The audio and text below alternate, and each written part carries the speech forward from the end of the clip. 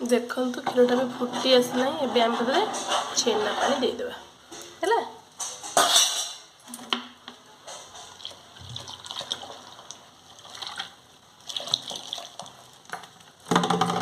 आम छेना पड़ी आस्ते आस्ते गोलेबा जेपर्यंत पानी छेना न अलग है से पर्यंत आम गोल चली। देखु एवं क्षीर आउ पानी सब अलग अलग हो गलानी आम ए गोटे कपड़ा साहाଯ୍य छाणीदे। देखु आम 3 लिटर क्षीर में 500 खंडे पनीर आसी जाए। देखु पनीर बहुत भल हो काटिबा। देखु किछटा पनीर हो 500 पनीर आम एति 3 लिटर में आम किछटा मटर पनीर बनइबा आ किछटा छेना मुर्की बनइबा मो साइड कर रखी। प्लीज मो लॉन्ग वीडियो देखु, लाइक करूँ, कमेंट करूँ, सब्सक्राइब करने को जम्मे भूलें, शेयर भी करदेवे।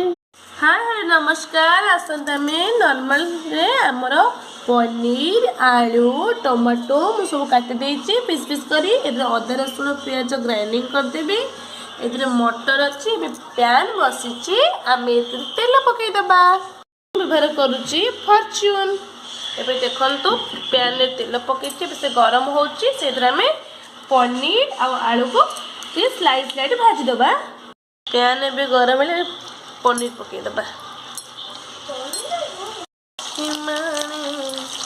प्रभु सुनिब कि महिमा ही शांत बड़ बाबू तुम्हें तो मोहर सबू गुण कहीं आरे कृपालु मोहमा।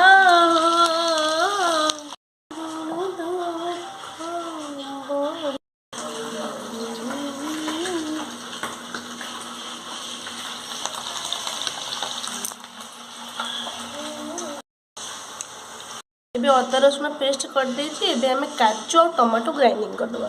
जार रे काजू पुरी देले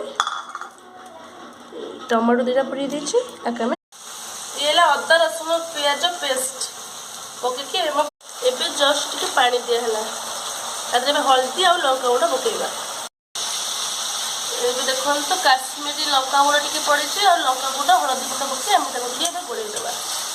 हमें धनिया गुंडा पकेइले जस्ट दिए जीरा गुंडा पकेइले गोटे चामच टिके पानी दे देबा।